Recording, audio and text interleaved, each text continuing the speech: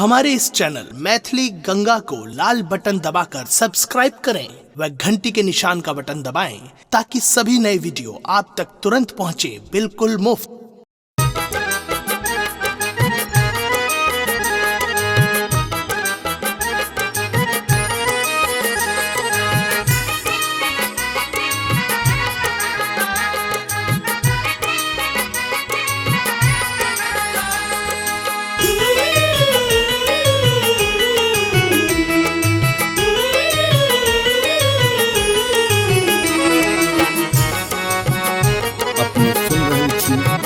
Ganga cassette की प्रस्तुति। मन छाला पावन पिया संग पूजे तो, मन छाला पावन बलम संग पूजे तो, नहीं एला बालम हमार है। मन छाला पावन सजन संग पूजे तो, नहीं एला साजन हमार है। मन छाला पावन बलम संग पूजे तो, नहीं एला बालम हमार है। मन छाला पावन बलम संग पूजे तो।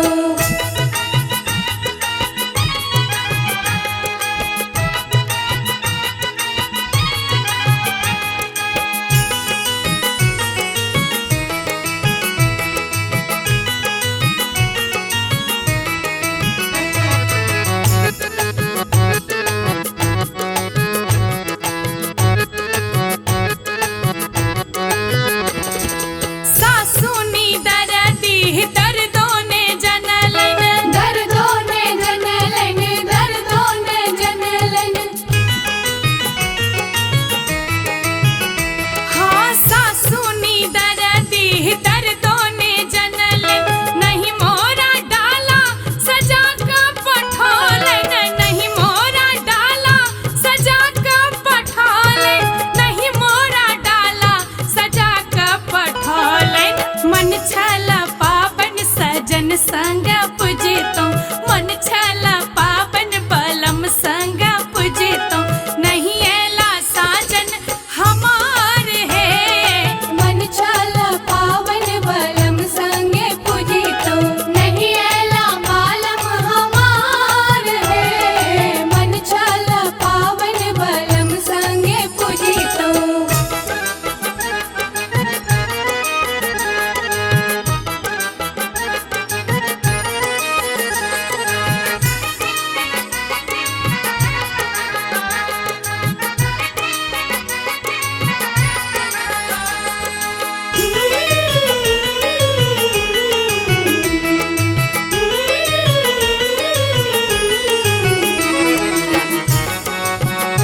अपने सुन रही थी गंगा कैसेट की प्रस्तुति। नंदिनी दरदी दर्दों ने जनलन, दर्दों ने जनलन, दर्दों ने जनलन। हाँ नंदिनी दरदी दर्दों ने जनलन, नहीं मोरा गौरी बना का पठोलन, नहीं मोरा गौरी बना का पठोलन, नहीं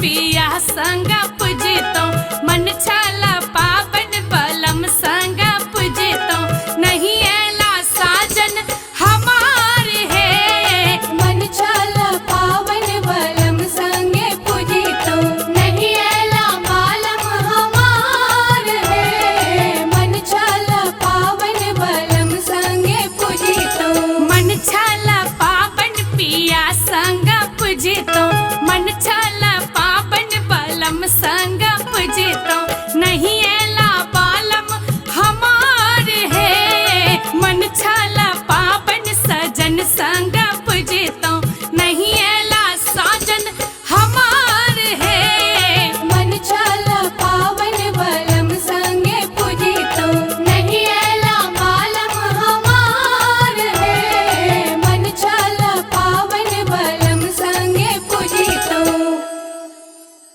हमारे इस चैनल मैथिली गंगा को लाल बटन दबाकर सब्सक्राइब करें व घंटी के निशान का बटन दबाएं ताकि सभी नए वीडियो आप तक तुरंत पहुंचे बिल्कुल मुफ्त।